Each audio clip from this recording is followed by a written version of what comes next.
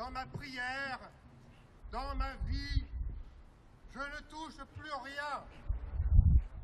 Le ciel m'apparaît vide. Tout se stabilise à mon niveau. Alors, je fais un jeu. Je me dis, aujourd'hui, Paolo, c'est toi, Dieu, décide dans quelle direction tu veux le pousser. Veux-tu le conduire, ce monde, vers la charité, vers la bonté, ou bien préfères-tu le laisser glisser vers l'égoïsme généralisé?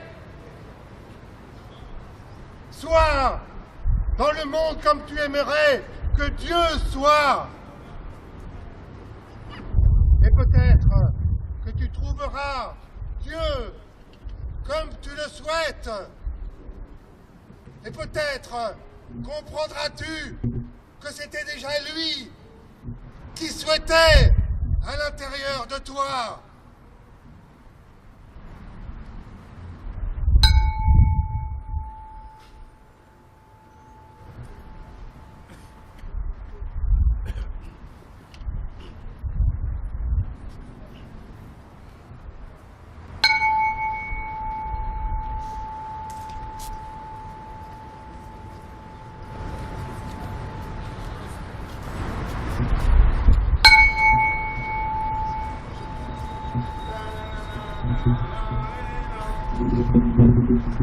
Je suis la sœur de Paolo et il y a aussi l'autre sœur.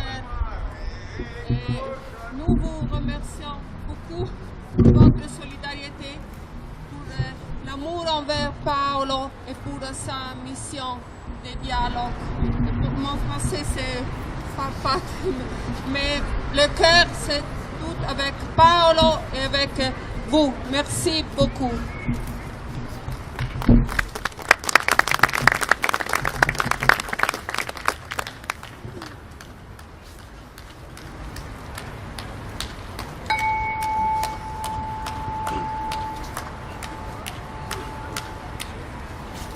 Vous qui connaissez Paolo, ou certains d'entre vous qui le connaissent, savent il peut avoir un humour décapant.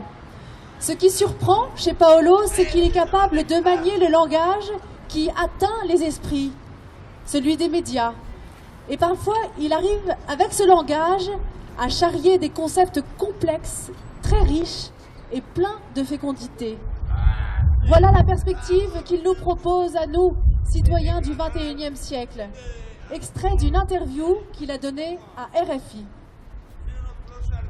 Moi, j'ai une grande dévotion pour l'homme d'il y a 100 000 ans qui, dans sa forêt, dans ses steppes, a cherché sa voie. Cet homme a été fidèle à son expérience de vérité en toute humilité. Ces ancêtres-là nous enseignent que l'humanité a devant elle des perspectives très larges. C'est pourquoi je crois qu'il faut faire attention aux annonces de fin du monde qu'on entend un peu partout. Nous avons des frères juifs, musulmans et chrétiens, surtout les créationnistes qui pensent que notre passé commence il y a 5000 ans, alors que toute la science dit que l'humanité est vieille de millions d'années. Donc, si vous avez un passé court, vous avez un futur court. Mais nous avons un passé profond, et donc nous allons avoir un futur large.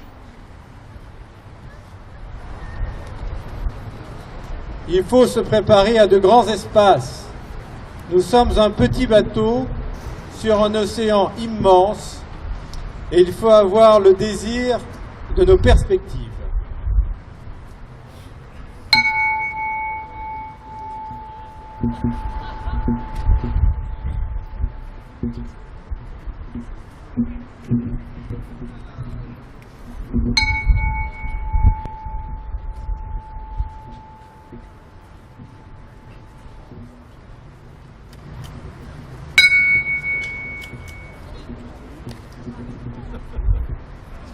Paolo savait qu'il prenait des risques.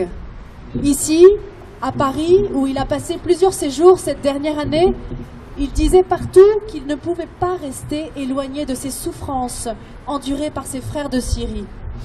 Il souffrait dans sa chair. Alors voilà le testament qu'il a confié à Églantine Gabec-Ciel dans un texte publié aux éditions de l'Atelier. Écoutons-le. Les jours précédant mon dernier passage en Syrie, il m'a semblé opportun d'écrire un testament. Écrire un testament, quand le risque de mort est exceptionnellement grand, est sans doute un dernier luxe. La grande majorité de mes compatriotes syriens tués dans ce conflit n'ont pas eu ce privilège. Je n'aurai peut-être pas l'honneur de faire partie de leur foule, et ce testament a la valeur d'un simple témoignage de mon état d'esprit. Cette guerre civile m'est insupportable. Je voudrais faire quelque chose pour l'arrêter. La communauté des hommes de bonne volonté mondiale devrait tout mettre en œuvre pour l'arrêter. La Oumma humaine devrait porter les angoisses et les blessures de la Oumma musulmane avec plus de miséricorde, de solidarité, car nous sommes tous embarqués sur cette planète fragile.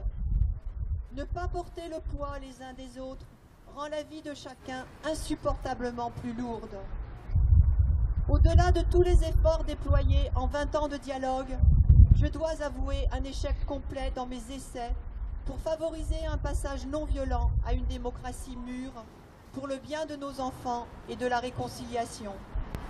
Pourtant, je veux rentrer en Syrie pour porter un témoignage et jeter une semence. Je crois à la force de la prière en toute situation. Toute notre tradition sémitique locale, juive, chrétienne et musulmane, témoigne de cette expérience que la prière force les événements, tord le bras du destin, dévie la trajectoire du malheur. Je ne veux pas vivre une vie qui soit autre chose qu'un don radical à mort, à vie.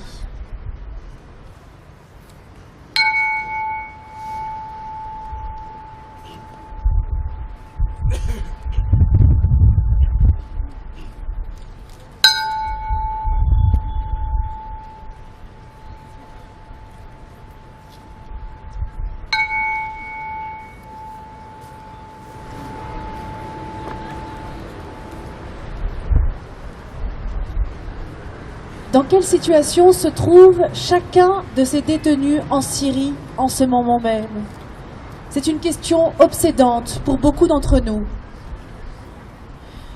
Dans une interview accordée au magazine La Vie en mai dernier, Paolo présentait ceux qui allaient l'enlever comme des frères et des sœurs en humanité. Pour lui, les combattants d'Al-Qaïda, dans ses échanges avec eux, disait-il, il avait reconnu des hommes et des femmes qui ont une passion religieuse, un sentiment religieux que lui, Paolo, partageait. Ce sont des gens enragés, mais épris de justice, disait-il. Ils se sentent collectivement persécutés, attaqués et niés. Du coup, ils sont dans une psychologie d'hyper-réactivité victimaire qui les amène à commettre des crimes. Peut-être Paolo est-il devenu un abdal. Un abdal, vous ne savez pas tous ce que c'est. Lui-même me l'a appris. Vous allez comprendre ce que c'est dans ses mots à lui. Paolo lui-même les définit dans un livre paru en 2006. Les abdals sont de bons musulmans. Pour moi, ils peuvent être aussi de bons chrétiens. Ils font partie de la même école mystique, l'école de l'amour désintéressé. Pour devenir un abdal, il faut travailler dans son âme sans relâche. On ne se déclare pas abdal. Les abdals sont choisis par Dieu pour réparer les blessures du monde par le don d'eux-mêmes, par la patience, l'humilité, le silence par la petitesse assumée avec amour. Une fois, j'ai eu la certitude d'en rencontrer un. Je me trouvais à Homs, le chef-lieu dont dépend Marmoussa, pour faire des papiers administratifs. J'étais énervée car je venais d'apprendre qu'il me fallait passer un examen pour obtenir la résidence en Syrie. Je terminais cette matinée gâchée par un immense couloir de sous-préfecture au milieu duquel il y avait une sorte de cage en fer faite pour déposer ses enveloppes d'impôts. Dans cette cage en fer se tenait un monsieur blanc, lumineux, souriant, qui mettait tout le monde à l'aise. Nous étions tous pressés, dégoulinants de sueur, voulant sortir au plus vite de cet endroit d'enfer. Et il y avait cet ange en cage qui parlait amour et qui disait « Allez-y, donnez-moi cela, mais oui, bien entendu, je m'en occupe ». Il nous soignait tous et chacun avait honte d'être si pressé.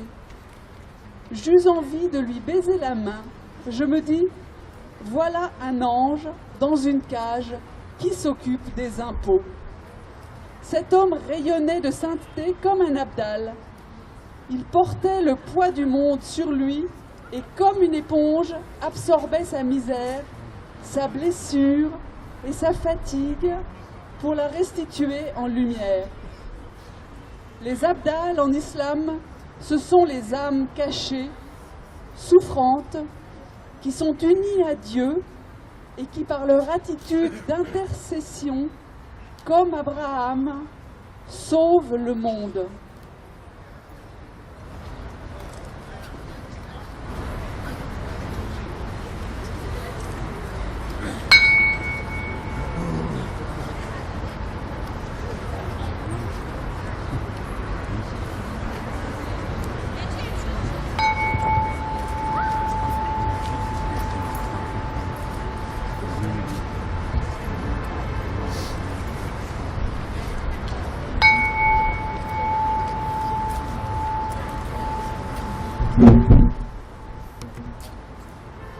Voilà, un frère de Paolo a décidé de mettre en ligne, et vous pourrez la trouver sur YouTube, une vidéo, une chanson de lui, montrant à quel point il aimait son frère et à quel point il l'aime et il le porte dans sa pensée tout le temps. Et comme ce soir, on ne pouvait pas passer la soirée à parler en français et qu'il fallait bien qu'à un moment donné, il y ait l'irruption d'un texte arabe dans cette langue que Paolo aime tant et qu'il parle si bien, eh bien, nous allons laisser la parole à Pietro Dall'Olio en langue arabe. باولو وينك؟ مع مين أنت؟ هل عم تحكي أم أنت صامت؟ في حدا عم يستمع لك؟ هلا أكيد أنت خايف هون لحالك، ومين بيعرف شو عم بتفكر؟ صمتك بالنسبة إلنا لغز، وذكرياتك بتروح بتجي بعمق أفكارنا. المدح والرثاء الواحد ما بيفكر فيهم ولا بيكتبهم قبل ما تحصل الأحداث. بس بالنسبة إلنا هلا أنت ريحان، رحت كبطل بكل قناعة. بس بالنسبة إلنا من هلا أنت ريحان، رحت كبطل بكل قناعة. وعلى دروب الشام بالغبرة وقت كان عمرك 20 سنة غير الطريقة وما عدت تركته وما عدت تركته. La Syrie a dans son ADN une harmonie plurielle entre ses communautés qui est unique au monde. Pour terminer notre moment ensemble ici sur l'esplanade des droits de l'homme, nous vous proposons de lire la lettre d'un membre de la communauté de Paolo, un disciple et un fidèle de la première heure. Il nous a écrit ces mots à Noël dernier. Ma sœur, mon frère, dans mon cœur subsistent toutes les images du désastre vécu chaque jour et chaque nuit dans le vacarme des canons, le grondement des bombes et le spectre des avions de combat. J'expérimente à nouveau l'amour de Dieu pour l'islam et pour les musulmans. C'est vrai que Dieu aime tous les hommes car ils sont tous ces créatures splendides. Aujourd'hui, je comprends davantage que le sacrifice et la peine sont les moyens par lesquels nous parvenons à aimer et à nous renouveler dans l'amour, car aucune relation ne dure sans gratuité absolue. Je pense à toi, Père Paolo, à ton absence qui constitue un vide immense. Ce peuple qui paye le prix de cette guerre maléfique par son errance, sa faim, ses pertes sans nombre. C'est lui qui donnera naissance à la Syrie de l'avenir, à la Syrie de la paix, à la Syrie de l'entente entre toutes les factions, les religions, les communautés.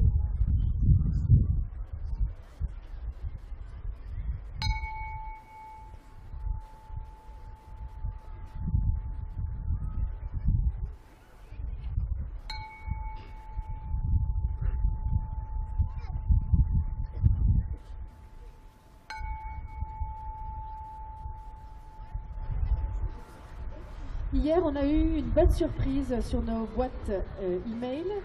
Églantine Gabec-Ciel, qui est la co-auteure des 2 derniers livres de Paolo, nous a envoyé un texte depuis Souleymaniye, le Kurdistan irakien, où elle a rejoint la communauté de Paolo, qui est, pour deux d'entre eux habitent maintenant en Irak, au Kurdistan irakien, et elle nous a laissé ce texte que nous voulions vous lire ce soir.